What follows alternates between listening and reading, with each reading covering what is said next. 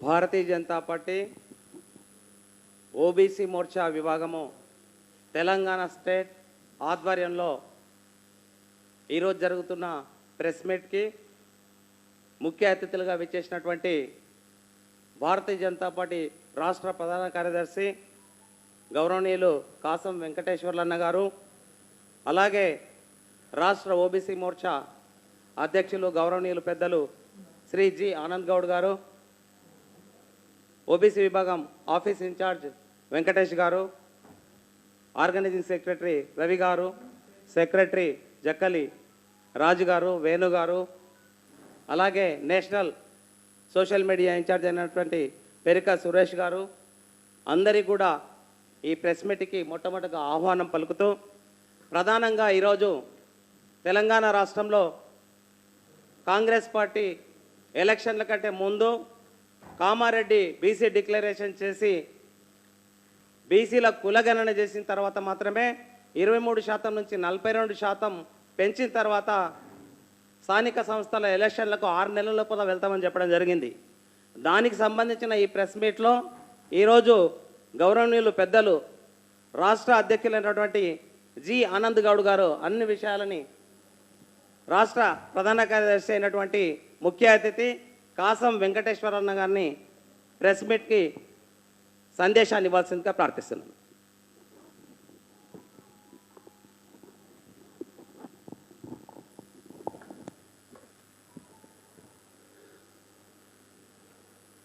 Media మిత్రులకు అందరికీ కూడా నమస్కారం. ఇవాళ ఆల్రెడీ సోదరుడు మీడియా అడ్రస్ ఏముంటుందని చెప్పినాడు. అయితే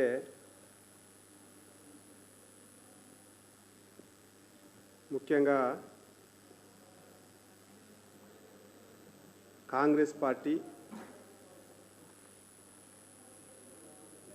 ఏ హామీ ఇచ్చినా అమలు చేయడంలో మాత్రం చిత్తశుద్ధి ఎక్కడ కూడా కనిపిస్తలేదు. ముఖ్యంగా బీసీలకు సంబంధించినటువంటి విషయంలో గత ప్రభుత్వం 10 సంవత్సరాలు పరిపాలించినటువంటి బీఆర్ఎస్ పార్టీ కేసీఆర్ గారి నాయకత్వంలో ఏ రకమైనటువంటి ఆలోచన చేసిరో కాంగ్రెస్ పార్టీ రేవంత్ రెడ్డి గారి సర్కారు కూడా సేమ్ టు సేమ్ మక్కికి మక్కి అంటారు. అంతకు మించి ఏమి చేయలేనటువంటి పరిస్థితి. బీసీల పరిస్థితి వల్ల తెలంగాణలో అప్పటి ప్రభుత్వానికి ఇప్పటి ప్రభుత్వం బీఆర్ఎస్ టు కాంగ్రెస్ పోల్చుకుంటే పెనముల నుంచి తీసి పొయ్యిలేసినట్టు అయిపోయింది. ఎక్కడ కూడా బీసీలకు సముచితమైనటువంటి స్థానం ఇవ్వట్లేదు. ముఖ్యంగా నేను మీకు 11/11/2023 కామారెడ్డి డిక్లరేషన్ సిద్ధిరామయ్యని తీసుకొచ్చారు కర్ణాటక నుంచి. దాన్ని తీసుకొచ్చి అక్కడ మేము చేసినాం, ఇక్కడ మేము చేసి చూపిస్తామని చెప్పేసి బీసీ డిక్లరేషన్ని విడుదల చేయడం జరిగింది కామారెడ్డిలో. దాంట్లో రేవంత్ రెడ్డి గారు, మధుయాస్కి, కోదండరాం, మహేష్ కుమార్ గౌడ్ ఇప్పుడు ఉన్నటువంటి పిసిసి అధ్యక్షులు కూడా పాల్గొనడం జరిగింది. అక్కడ విషయాలను ఒకసారి మనం ఇది చేసుకుంటే చాలా విషయాలు మనకు స్పష్టంగా, నేనేమి ఇది ఇక్కడ నేను పేపర్ కూడా చూపిస్తున్నా అప్పుడు ఉన్నటువంటి సందర్భం. బీసీ సబ్ ప్లాన్ని ఏర్పాటు చేస్తాం. యాటా అంటే ప్రతి సంవత్సరం 20,000 కోట్లతోటి బీసీ సబ్ ప్లాన్ ఏర్పాటు చేసి అన్ని రంగాలుగా బీసీలకు సహాయం చేస్తామన్నారు. ప్రతి సంవత్సరాన్ని అంటే ప్రతి బడ్జెట్లో పెడతామన్నారు. బహుశా నేను అనుకుంటా 2 బడ్జెట్లు అయిపోయినాయి కదా ఇప్పటికీ, దాని ఊసే లేదు. బీసీల గురించి రేవంత్ రెడ్డి గొప్పగా మాట్లాడుతున్నాడు. తర్వాత స్థానిక సంస్థల ఎన్నికలలో గత ప్రభుత్వం 33 నుంచి 23కి తీసుకుపోయింది టీఆర్ఎస్ పార్టీ కేసీఆర్. మేము అధికారంలోకి వస్తే 42% పెంచి బీసీలకు రిజర్వేషన్స్ స్థానిక సంస్థలలో పెంచి వెంటనే ఎన్నికలు నిర్వహిస్తాం. దాంట్లో గొప్పగా చెప్పిండు ఇప్పుడు ఉన్నటువంటి పిసిసి అధ్యక్షుడు. ఏం చెప్పిండంటే కొత్తగా ప్రజాప్రతినిధులు 23,973 మందికి మేము అధికారాన్ని కల్పిస్తూ ఉన్నాం బీసీలకు అని చెప్పేసి గొప్పగా చెప్తున్నారు. ఇవాళ 42% పెంచింది లేదు, అతిగతి లేనటువంటి పరిస్థితి కనపడతా ఉంది. మేము అడుగుతున్నాం రేవంత్ రెడ్డి గారి ప్రభుత్వాన్ని, ఇదే పిసిసి అధ్యక్షుడిని, సంవత్సరం పూర్తి అయిపోయింది, మీరు కమిషన్ల మీద కమిషన్లు వేసిండ్రు, బీసీ రిజర్వేషన్ల పెంపు మీద కమిషన్ వేసిండ్రు, ఆ కమిషన్ తర్వాత కులగణన చేపట్టిండ్రు, ఆ కులగణనకు సంబంధించినటువంటి రిపోర్ట్ని ఏమన్నా బయట పెడతారా? కులగణన రిపోర్ట్ని బయట పెట్టరా? ఎందుకోసం అడుగుతున్నాం అంటే కేసీఆర్ ప్రభుత్వం ఒకటే రోజు రాష్ట్ర వ్యాప్తంగా ఇంటింటికి సర్వే చేసి ఆ మొత్తం దుబాయ్లో ఉన్నోళ్ళు, అమెరికాలో ఉన్నోళ్ళు కూడా వచ్చేసి ఆ రోజు సబ్బండ వర్గాలు వచ్చేసి సర్వేలో పాల్గొని నమోదు చేసుకున్న తర్వాత ఏ విషయాన్ని కూడా ఆయన ప్రకటించలేదు. ఇప్పటి వరకు అది టీఆర్ఎస్ పార్టీ బీఆర్ఎస్ ప్రభుత్వం ప్రకటించకపోతే ప్రకటించకపోయి, ఈయన వచ్చిన తర్వాత కూడా ఆ రిపోర్ట్ని ప్రకటించలేదు. దానికి పోను మళ్ళీ బీసీ కులగణన మొత్తం కులగణన చేస్తామని చెప్పేసి ఇంతవరకు ఎంత పర్సెంటేజ్ బీసీలు ఉన్నారు, వాళ్ళకి 42% ఎట్లు ఇస్తారు అనేటువంటి విషయంలో ఇప్పటి వరకు స్పష్టం చేయకుండా కాలయాపన చేస్తున్నటువంటి పరిస్థితి ఇవాళ మనకు కనపడతా ఉంది. అదొక్కటే కాదు, ఇవాళ ఆయన చెప్పిన విషయాలు యువతకు, బీసీ యువతకు వడ్డీ లేని 10 లక్షల రుణం ఇస్తామన్నాడు. సంవత్సరం పూర్తయింది, ఎంతమందికి ఇచ్చిరో బయట పెట్టాలని చెప్పేసి మేము డిమాండ్ చేస్తూ ఉన్నాం. తర్వాత ప్రతి మండలానికి నవోదయ మోడల్ స్కూళ్ళు, బీసీ గురుకులాలు ఏర్పాటు చేస్తూ ఉన్నాడు. ఎన్ని గురుకులాలు ఏర్పాటు చేసినావు కొత్తగా చెప్పాలని చెప్పేసి అడుగుతున్నాం. తర్వాత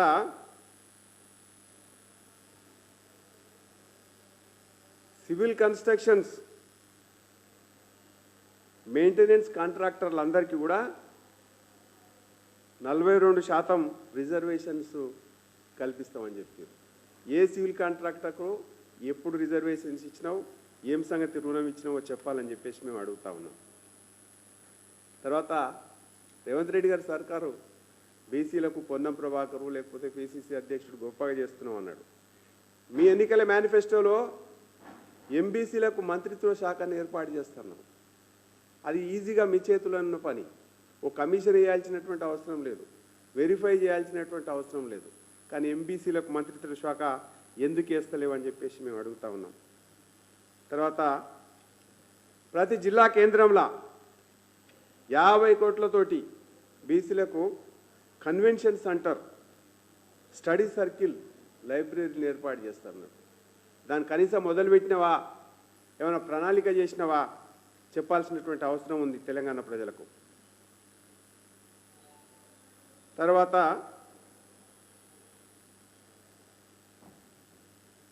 ప్రతి అంటే కార్పొరేషన్స్ ఏర్పాటు చేసి ఫెడరేషన్లు, బీసీ కార్పొరేషన్లకు ప్రతి సొసైటీకి 10 లక్షల ఆర్థిక సహాయం చేస్తామని చెప్పేసి ఇప్పటి వరకు ఎక్కడన్నా నువ్వు చేసినావని చెప్పేసి మేము అడుగుతా ఉన్నాం. అదొక్కటే కాదు, వివిధ సామాజిక వర్గాలకు సంబంధించినటువంటి హామీలు ఇచ్చినావు. ముదిరాజు, ముత్రాసు, తెలుగోళ్ళని బీసీడీ నుంచి బీసీఏ వరకు చేరుస్తానన్నావు. ఇప్పటి వరకు దాని ప్రయత్నం ఎక్కడన్నా అయ్యిందా అని చెప్పేసి అడుగుతా ఉన్నాం.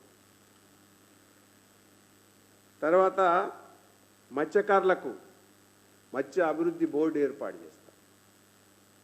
వాళ్లకు అన్ని రకాలుగా నర్సరీలు రకరకాల ఏర్పాటు చేస్తూ ఉన్నాం. ఏమైందో ఏమున్నా సెన్సేషన్ మాటలు మాట్లాడుతున్నావు. గొల్ల కుర్మలకు ఆయన గొర్రెలను మొత్తం అమ్మక తిన్నాడు అని చెప్పేసి ఎంక్వైరీ చేసినావు, మంచిదే. కానీ నా అధికారం రాగానే అవినీతి పరులను జైల్లో పెట్టి రెండో విడత గొర్రెల పంపిణీ చేస్తామన్నావు. చేసినవా లేకపోతే నీ ఫామ్ హౌస్లో పెంచుకుంటున్నావా? ఆ గొర్రెలను తీసుకొని పోయి చెప్పాల్సినటువంటి అవసరం ఉంది. తర్వాత గౌడ కులాలకు, గౌడ్ సోదరులకు ప్రతి సొసైటీకి 5 ఎకరాలు భూమి ఇచ్చేసి దాంట్లో ఈతవనం తాటివనం పెంచుకుంటేందుకు అవకాశం ఇస్తామన్నారు. మరి పిసిసి అధ్యక్షుడు గారు చెప్పాలి, ఆ సామాజిక వర్గానికి సంబంధించి ఏమన్నా మేలు చేస్తాడా? ఏమైనా 5 ఎకరాలు ఇచ్చేసి దాంట్లో చెట్లు పెంచుకోనికి ప్రభుత్వం ఏమైనా ఆలోచన చేస్తుందా అని చెప్పాలి. ల్యాండ్ ఎక్కడుందో కూడా అడగాలి. ఆయన ఇంకొక విషయం చెప్పిండు, జనగాం జిల్లాని సర్వాయి పాపన్న గౌడ్ జిల్లాగా మారుస్తున్నాడు. దాంట్లో ఏమైనా దస్త్రం చాలా మండలాలు పెంచుతున్నావు, తర్వాత మున్సిపాలిటీలు పెంచుతూ ఉన్నావు, విలీనం చేస్తూ ఉన్నావు. మన ఆ జిల్లా పేరు ఎప్పుడు పెడతావు? ఏం సంగతి మనం ఆలోచన చేయాలా. మున్నూరు కార్పొరేషన్ ఏర్పాటు చేస్తున్నాడు. పారిశ్రామికవేత్తలకు, యువకులకు సబ్సిడీ మీద రుణాలను పంపిణీ చేస్తున్నాడు. ఇంతవరకు దానిపైన ఏమాత్రం ఆలోచన చేయలేదు. జగిత్యాల, నారాయణపేట, భువనగిరిలలో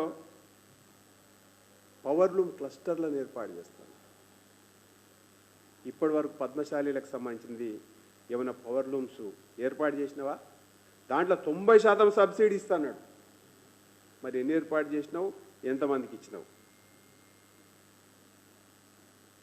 చేతి వృత్తులు అంటే మంగలి, స్వర్ణకారులు, కమ్మరి, వడ్రంగులకు, కుమ్మర్లకు 90% సబ్సిడీతో పనిముట్లు ఇస్తున్నావు.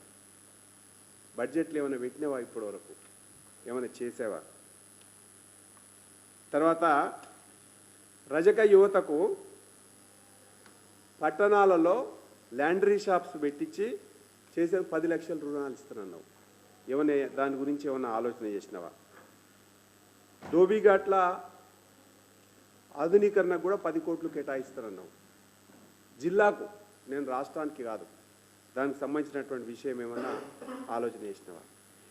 ఏది కూడా కామారెడ్డి డిక్లరేషన్ ఇంతవరకు నేను అనుకుంటా ఏ హామీని అమలు చేయకుండా కాలం గడుపుతున్నటువంటి ప్రభుత్వం ఏదన్నా ఉందంటే కాంగ్రెస్ పార్టీ, రేవంత్ రెడ్డి సర్కార్. అయితే ఇక్కడ మనం ఆశ్చర్యంగా రేవంత్ రెడ్డి సర్కార్ మీద ఎందుకు అనుమానం వస్తుంది అనేటువంటి విషయం మనం స్పష్టంగా ఆలోచన చేయొచ్చు. మీరు చూడండి, డిక్లరేషన్ నేషనల్ వైడ్ డిక్లరేషన్ చేసిండు. ఎక్కడది? ఉదయపూర్ డిక్లరేషన్. ఉదయపూర్ డిక్లరేషన్లో ప్రతి పార్లమెంటుకు 2 అసెంబ్లీ సీట్లు ఇస్తామన్నారు. ఏమన్నారంటే బాధపడే అంశం, బీసీలు పోటీలో తట్టుకొని నెగ్గలేరు, అందుకనే ఇస్తలేము. కార్పొరేషన్ చైర్మన్లలో ఇస్తామని చెప్పిండు. కార్పొరేషన్ చైర్మన్ల వచ్చేసరికి అర్హత ఉన్నోళ్ళు లేరని చెప్పేసి ఇవాళ బీసీలు కాని వారిని బీసీల కోటాలో జమ చేసుకుంటున్నటువంటి పరిస్థితి కనపడుతుంది. అందులో కూడా బీసీలను మోసం చేస్తున్నారు. బీసీని పెళ్లి చేసుకున్న అగ్రవర్ణాలకు ఈ రకంగా బీసీ కోటాలు ఇచ్చేసి మరో రకంగా బీసీలని మోసం చేస్తున్నటువంటి సర్కార్ ఏదైనా ఉందంటే రేవంత్ రెడ్డి సర్కార్ అనేటువంటి విషయాన్ని స్పష్టంగా చెప్తా ఉన్నాం. కేసీఆర్ గారు కూడా ఆయన ప్రభుత్వంలో ఎప్పుడు కూడా టీఆర్ఎస్ పార్టీ బీసీల గురించి మాట్లాడలే. బీసీలని ఆ పార్టీ అధ్యక్షుడు పక్కకు పెట్టండి, వర్కింగ్ ప్రెసిడెంట్ కూడా పెట్టేటువంటి ఆలోచన చేయలే. బీసీలకు సంబంధించి ఇవాళ ఒక ఆమె బీసీల గౌరవాన్ని కాపాడుతానని చెప్పేసి ఇలా నిలబడి అందరినీ బీసీలను మోసం చేసేందుకు ఇందిరా పార్క్ అక్కడ ధర్నా చేస్తుంది. సారదంద చేస్తాడు, సారదంద చేసి జైలు పోయినా. ఇలా కొత్త అవతారం ఎత్తి బీసీలకు సంబంధించినటువంటి విషయంలో మళ్ళీ ఒకసారి కొత్తగా బీసీలను మోసం చేయాలని చెప్పేసి ఆలోచన చేస్తుంది. నేను ఒకటే అడుగుతున్నామని, నువ్వు బీసీలకు ఏం చేసినావు? నీ జాగృత అధ్యక్షుని కూడా బీసీని వర్కింగ్ ప్రెసిడెంట్ కూడా బీసీని పెట్టుకోలే. నీ నిజామాబాద్ చరిత్ర చెప్తా నేను. నీ నిజామాబాద్ జిల్లా అధ్యక్షుడు బీఆర్ఎస్ అధ్యక్షుడు ఓసీ, నిజామాబాద్ ఎమ్మెల్సీ బీసీకి నువ్వే తీసుకున్నావు. నిజామాబాద్ నుంచి ఒక ఎంపీ రాజ్యసభకు నామినేట్ చేసినావు, ఓసీకి ఇచ్చినావు. నిజామాబాద్లో డీసీసీబీ చైర్మన్ ఓసీకి ఇచ్చినావు. నిజామాబాదు ఏ పోస్ట్ ఇచ్చినా జడ్పీ చైర్మన్, నిజామాబాద్ జిల్లా జడ్పీ చైర్మన్ నీ చేతిలో ఉంది నామినేట్ చేసేది, నువ్వు ఓసీకి ఇచ్చినావు. ఏది కూడా ఇప్పటి వరకు నువ్వు చెయ్యకుండా మళ్ళీ అవతారం ఎత్తి నేను బీసీల కోసం కొట్లాడతా అని చెప్పేసి బుద్ధి లేని మాటలు, చెప్పలేని చేతలు చేస్తే సారదందల ఏ రకంగా ఆలోచన చేసిరో ఇలా అదే రకంగా ఆలోచన చేస్తారు తప్ప మీ ఒక బట్టలు మార్చినట్టుగా మన మాటలు కూడా మారిస్తే ప్రజలు నమ్మే పరిస్థితి లేదనేటువంటి విషయాన్ని స్పష్టంగా చెప్తా ఉన్నాం. తర్వాత టీఆర్ఎస్ కవిత బీసీల గురించి మాట్లాడుతుంది. మీ అయ్యా 33% బీసీ రిజర్వేషన్లు ఎన్టీ రామారావు పెట్టిన దాన్ని 23% చేసిండు. అప్పుడేం మాట్లాడలే. ఇలా బీసీల గురించి ఒలకబోస్తున్నావు, బీసీలను బీజేపీ లేకపోతే ఇంకోటి వ్యతిరేకం అని చెప్పేసి మాట్లాడుతున్నాం. నికార్సుగా బీసీల గురించి ఆలోచన చేసింది భారతీయ జనతా పార్టీ. బీసీలకు కేంద్ర ప్రభుత్వ ఉద్యోగాలలో 27% రిజర్వేషన్స్ ఇంప్లిమెంట్ చేసింది. సైంటిఫిక్ సెంటర్స్ నుంచి ఎడ్యుకేషనల్ ఇన్స్టిట్యూట్స్ వరకు కేవలం భారతీయ జనతా పార్టీ. కాంగ్రెస్ పార్టీ సెంట్రల్లో అధికారంలో ఉన్నప్పుడు ఎప్పుడు కూడా 9% ఉద్యోగాల కంటే ఎక్కువ కూడా ఎప్పుడు కూడా అమలు చేయలే. ఇప్పుడు 27% అమలు చేసి చూపిస్తున్నటువంటి పార్టీ నరేంద్ర మోడీ గారి నాయకత్వంలో భారతీయ జనతా పార్టీ. కేంద్ర ప్రభుత్వం వాటాలా చూసుకోండి. కేంద్ర ప్రభుత్వంలో ఇప్పుడు భారతీయ జనతా పార్టీ 27% బీసీలకు రిజర్వేషన్ ఇచ్చింది. ఎస్సీలకు ఎంత శాతం ప్రాధాన్యత ఉండాలో అంత శాతం ఇస్తూ ఉంది. ఎస్టీలకు ఎంత ప్రాధాన్యత కావాలో అంత ప్రాధాన్యత ఇస్తూ ఉంది. మీరున్నప్పుడు ఎక్కడిచ్చిండ్రు? ఇప్పుడున్నటువంటి రేవంత్ రెడ్డి ప్రభుత్వం, పోయినటువంటి బీఆర్ఎస్ పార్టీ ప్రభుత్వంలో రాష్ట్రంలో ఎప్పుడైనా సరే బీసీలకు మంత్రుల సమప్రాధాన్యత ఉన్నదా? ఎప్పుడు కూడా మంత్రుల సమప్రాధాన్యత లేదు. కార్పొరేషన్ చైర్మన్లలో కూడా అనగదొక్కేటువంటి ప్రయత్నం చేశారు తప్ప బీసీలకు ఎప్పుడు కూడా న్యాయం చేయలేదు. నరేంద్ర మోడీ గారి ప్రభుత్వం బీసీలకు ఎంబీసీ కమిషన్ ఏర్పాటు చేసింది. బడ్జెట్ కేటాయించి దేశవ్యాప్తంగా వాళ్ళకు స్వయం ప్రతిపత్తినిచ్చింది. బీసీ కమిషన్ ఏర్పాటు చేసి దానికి చట్టబద్ధత కల్పించింది, రాజ్యాంగ హోదా కల్పించింది. కాబట్టి ఇవాళ మీరు కేంద్ర ప్రభుత్వాన్ని, నరేంద్ర మోడీ గారి యొక్క ఆలోచనను చూసి మీరు నేర్చుకోవాల్సినటువంటి అవసరం ఉందని చెప్పేసి మీకు విజ్ఞప్తి చేస్తూ ఉన్నాం. ఇలా రేవంత్ రెడ్డి గారు చాలా బీసీల గురించి నేను తప్ప వేరే వాళ్ళు లేరంటారు. నిజంగా రేవంత్ రెడ్డి గారి నిజస్వరూపం ఒక మీటింగ్లో మాట్లాడుతుంటే ఒక పత్రిక ప్రకటించినటువంటి విషయాన్ని మేము ముందర పెడతా ఉన్నా. ఏమన్నాడంటే, నేను పత్రికలు వచ్చిందని యాజిటీగా మేము ముందర చదివే ప్రయత్నం చేస్తే తప్ప నా సొంత కవిత్వం కాదు. ఏమంటే, తెలంగాణలో అయితే వాళ్ళు లేదా మేమే పాలించాలి, అయితే వాళ్ళు లేదా మేమే పాలించాలి. పిసిసి చీఫ్ రేవంత్ రెడ్డి సంచలన వ్యాఖ్యలు. తెలంగాణలో రెడ్లు వెలమలే పాలకులుగా పనికొస్తారు, ఇతరులకు అవకాశం రాదు, నాయకత్వ లక్షణాలు మా నెత్తురులోనే ఉంది, బీసీ ఎస్సీ ఎస్టీలు నామినేట్ పదవులకే అర్హులు, వాళ్ళకు ఓట్లు వాళ్ళే వేసుకోరు, బీసీలో ఐక్యత ఉండదు, రెడ్లు వెలమలు ఉన్నంత వరకు బీసీలు రాజ్యాధికారం పొందలేరు. ఇది ఈ రకమైనటువంటి భాషని ఉపయోగించి దురహంకారంతో పోయినటువంటి రేవంత్ రెడ్డి ఇవాళ బీసీల గురించి కొంగ జపం చేస్తే నమ్మేటువంటి పరిస్థితిలో ఎవరు లేరు. అందుకనే మేము స్పష్టంగా చెప్తా ఉన్నాం, కామారెడ్డి డిక్లరేషన్ని అమలు చేసి మీ చిత్తశుద్ధిని నిరూపించుకోవాలని చెప్పేసి మేము కోరుతా ఉన్నాం.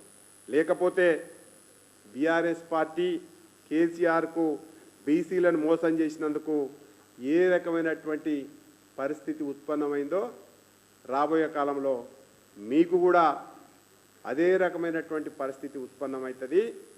ఇబ్బందులు పడతారు, బీసీలు తిరగబడతారు. అప్పుడు మీరు ఎక్కడుంటారో మీది అన్ని ఖాళీ చేసుకొని మీ రాజ్యాధికారం ఎక్కడుంటుందో, మీ భవంతులు ఎక్కడుంటాయో చూసుకోవాల్సినటువంటి పరిస్థితి వస్తుంది. తస్మాత్ జాగ్రత్త అని చెప్పేసి హెచ్చరిస్తా ఉన్నాం. అందుకోసం Bharatiya Janata party BC declaration అమలు చేయాలా, బీసీలకు సంబంధించినటువంటి హామీలన్నింటినీ కూడా నెరవేర్చాలని చెప్పేసి ఇవాళ స్థానిక సంస్థలలో రిజర్వేషన్లు కల్పించి మీరు ఎన్నికలకు పోవాలని చెప్పేసి ఈ యొక్క కులగణన లేకపోతే ఇక్కడ ఉన్నటువంటి అన్ని మీరు చేసినారు అవన్నీ బయట పెట్టాలని చెప్పేసి డిమాండ్ చేస్తూ కార్యక్రమాన్ని తీసుకుంటా ఉంది. ఆ కార్యక్రమాన్ని ఓబీసీ మోర్చా అధ్యక్షులు మీ ముందుంచుతాడు.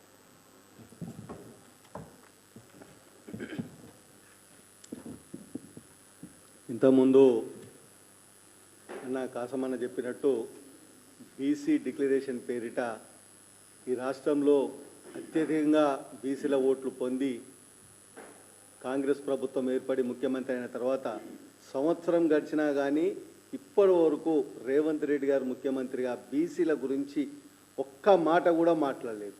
నేను ఇచ్చిన హామీలల్లా ఇదొక్కటి తీరుస్తున్నా. ఇప్పుడు అంటుండు కదా, బడ్జెట్ లేదు, అప్పులు చేసిపోయిండు, కాలికుండు ఉంది, నేను ఏం చేయాలి అంటుండు కదా. అయినా కానీ నేను ఇప్పుడు వీళ్ళకి ఇన్ని హామీలు ఇచ్చినా ఒక్క హామీ కూడా నెరవేరుస్తాను ఇప్పటి వరకు ఒక్కసారి కూడా బీసీల గురించి అన్న ఇప్పుడే చెప్పిండు. బీసీలు పాలనకు పనికిరారు, వాళ్ళ అరువులు గారు అంటే లాస్ట్కు మీరిచ్చే పథకాలకు కూడా అరువులు గారు అనే విషయం మీరు అనుకుంటున్నట్టు. ఇప్పుడు బీసీలకు ఏ పదవి ఏది కూడా ఇవ్వద్దు, ఏ పథకం కూడా ఇవ్వదు.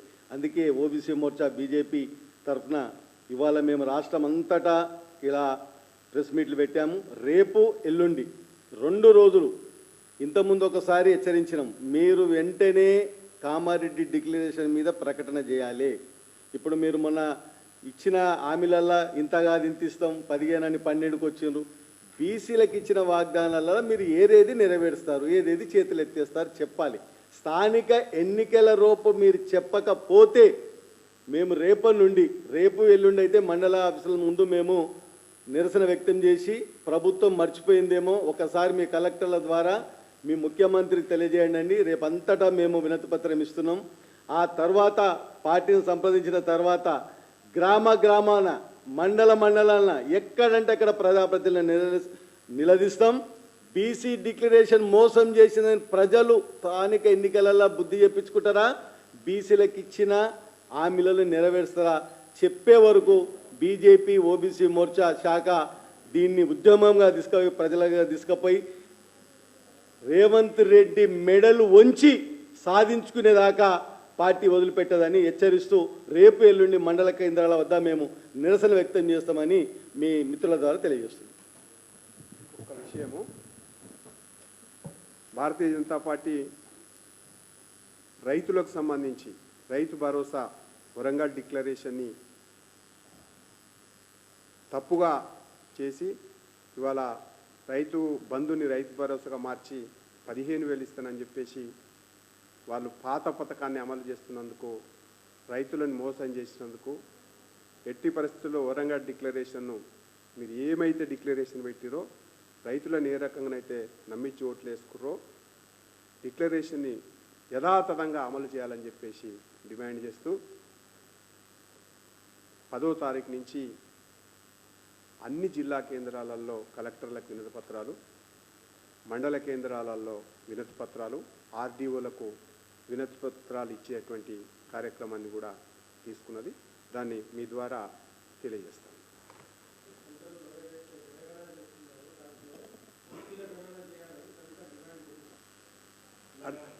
అర్థం కాలే. నేను జనగణనకు సంబంధించి కులగణనకు సంబంధించింది ఏ రాష్ట్రానికి ఆ రాష్ట్రం చేసుకోవచ్చు అని చెప్పేది స్పష్టంగా కేంద్ర ప్రభుత్వం చెప్పింది. దాని ప్రకారమే ఇవాళ కర్ణాటకలో చేసిండ్రు, బీహార్లో చేసిండ్రు. తెలంగాణలో కూడా చేసుకోవచ్చు, బయట పెట్టుకోవచ్చు.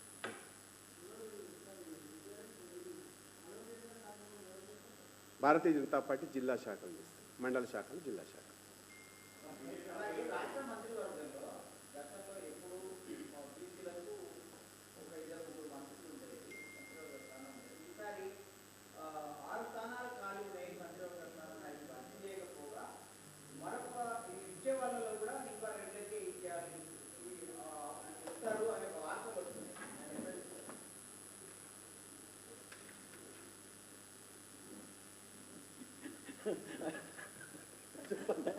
అదే నేను ఇంతకుముందుగా చెప్పిన క్లారిటీగా బీసీలకు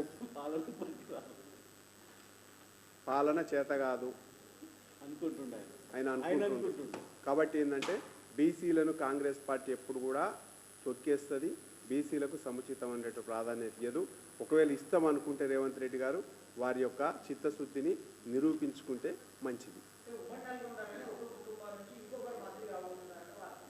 అది వాళ్ళ కాంగ్రెస్ పార్టీ అంతర్గత వ్యవహారం, దాని గురించి మనం చర్చ చేసుకోవడం మంచిది కాదు.